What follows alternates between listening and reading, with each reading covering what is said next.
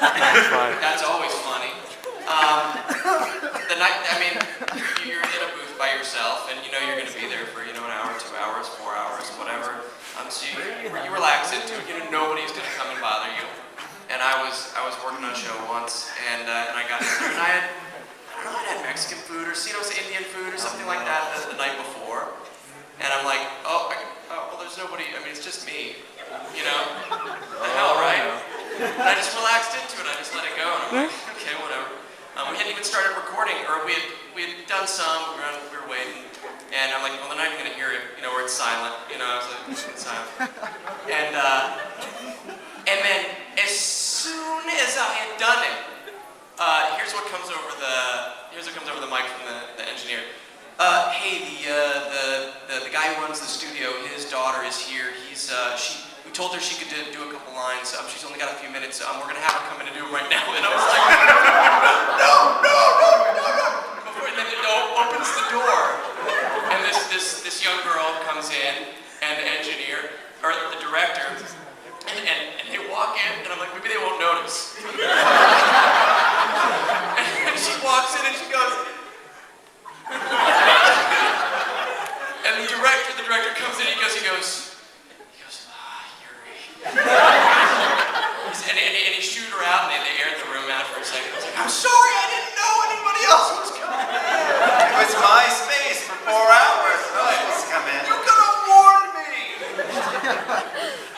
I do that no daughter of the studio, but I won't even blame it on some bullshit excuse of I had Mexican. I just fart a lot. I fart a lot. And I'll wait till we come back from a break and they seal me in, and I'll be like, I'm by myself. And then always like every 8th time, I'll be like, oh, we gotta come in and adjust the mic, like directly afterwards. Just act like it didn't happen, but both of you know it did. The mic wasn't on, right? The mic picks up everything. Yeah. That's something you gotta get used to when you're working in there, is those mics are really sensitive because they're supposed to be, and they cost a lot of money so that they are sensitive, but it hears everything and anything and everything you do. Especially stomach gurgles, you'll deliver a quiet line and be like, it's you and me to the end.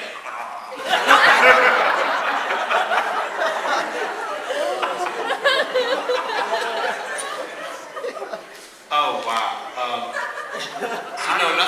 Nothing ever weird or funny happens. See, you guys can't fart in the studio. Beautiful. Might end up in your favorite anime. Bloopers. So if you hear a fart noise in your favorite anime, it may not be a studio sound. It may be organic. That's your new anime drinking image. Try to guess which of our lines we were letting it rip on.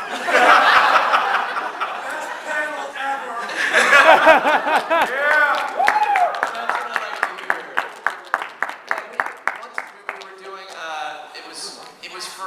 It was sort of for Halo 2, but not for Halo 2. It was for a sort of this underground advertising campaign for Halo 2, which was a series of almost radio shows we did called I Love Bees. And where they actually recorded oftentimes, I say oftentimes a lot. Now you're going to notice it. You say it oftentimes? Oftentimes. I say oftentimes. They actually had 3 of the actors in the booth at the same time, which is complicated because while one of them's talking, the other 2 have to be quiet. And when you're having conversations, that you get mic bleed from one person to the next mic and all that. But we were supposed to have this sort of drop-down, drag-out fight at one point, and we were trying to figure out exactly how we were going to make it sound right. And the director, who's not a VO director really, he goes, "You guys can mix it up a little bit, just sort of wrestle around in there, fight." And I'm like, no, because you can hear the sounds of the. It's like, yeah, I want to hear the sounds. Hey dummy, this is voiceover. Yeah, exactly. And so we sort of wrestled around a little bit and knocked over like a music stand and ran into a wall, and of course they couldn't use it, But we got to fight, which is So an example would just be, fuck you! right. Oh, it's so raw, it's so real. I love it. Built-in signature part at the end. Recently, we were doing a web series for Machinima that was a Dragon Age thing, but it was using the game engine to create create this animated series, and the guy they had to direct was an on-camera director. He had never directed voiceover. And he said, okay, I didn't really feel it when you were doing the running sounds. Really, I want you to pick up your feet when you run. And I look at the engineer, because then you're going to get this, this sound, which then of course you can't use it because it's covered in thumping noises. And I look at the engineer, and he just sort of shook his head, and I did it, and I go, why don't I do one more without? And then I saw the engineer nod his head up. And the guy actually at one point, he said, I'm not feeling it. Here, come on, let me get it. He got it, he walked around behind me. He was directing from inside the booth, which, on-camera actors are wont to do. And he got around behind me and he said, yeah, come on, you're running. And then he grabbed me and said, whoa! Don't touch me! You gotta warn me before you touch me! Get out of my booth! It's I'm glad we don't have any stories to tell about that. That's when you fart to get him out of the booth. Great suggestion, beautiful.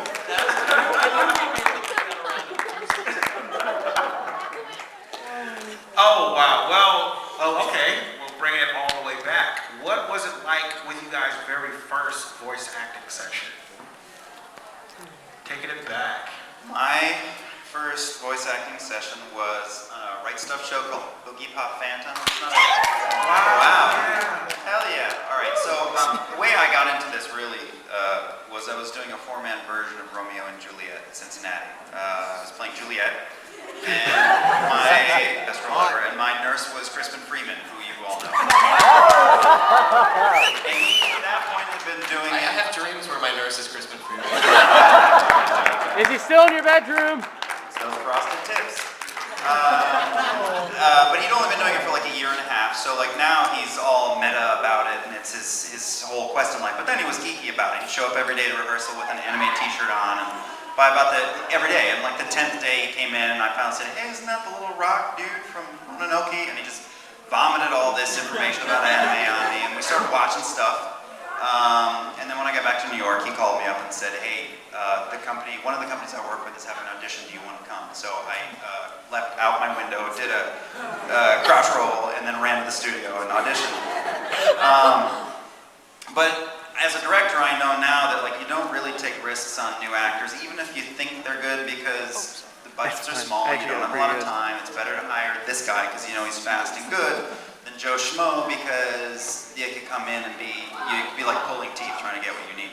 But for some reason they gave me not a lead in the show, but each of those episodes in the show had like one mystery or one thing that happened into it, like an X-Files, lightning guy, or tentacle great dude. And I was like a stalker kid. They hired me to play this young kid who was obsessed with a girl and was stalking her. And The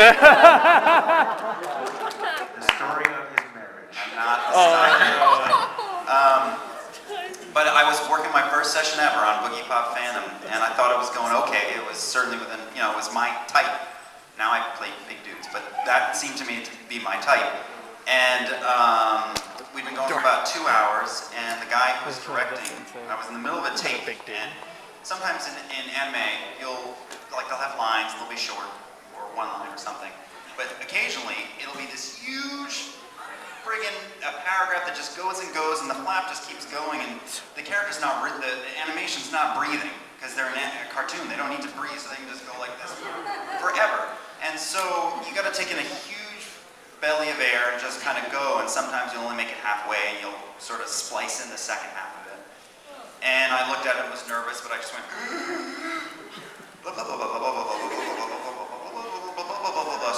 stalking you, I'm really creepy guy, stalking. And when we finished, and like the glass is here, there's typically glass between you and your director, and I'm looking at the TV screen and they're in my peripheral, stalking. I made it. And then out of nowhere, a hand just goes, boom, on the glass, and I flew back on the stool that I was on. I had no idea what was going on, and his hand was on the window, and there was the letters FB on a post-it note as he slapped it to the wall, and I didn't know what the hell was going on. I didn't know voiceover from my butthole, and I thought I was being fired or replaced, or I didn't know what was going on, and it was FB, and I just stared, and he went, "Looking brilliant!" I want to do that now. I'm gonna do that now. I'm gonna walk And around I've with been FB on on my the hand. industry ever since. I'm gonna do it. It's funny, that whole glass between the director and then the engineering room and you in the booth can be really, really intimidating because you do your thing and there's just silence. And you can see them moving around in there, and you know, as actors, we get in our head a lot. We're like, oh God, I'm getting fired. It's terrible, you know, and you get really, you want to lean in and go, you want to say, I can do it again, I can do whatever you want, I'll do, just tell me what to do. Really quick, let's just show them Yeah. how that looks. I'm the director, you're the actor. You just deliver a line, any line. Okay, where I will find the amulet of Zebulon. Great, Yuri, hold on 1 second.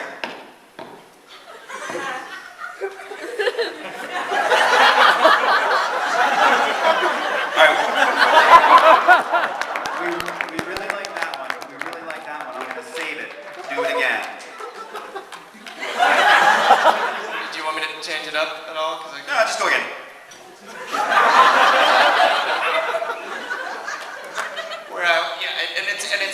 It's like that, and all you can think of, and it's a sad reflection on who we are as actors, but we automatically go to the worst possible place. I'm getting fired. They hate me. I have no talent. I should, kill myself in here, and at least they'll feel that.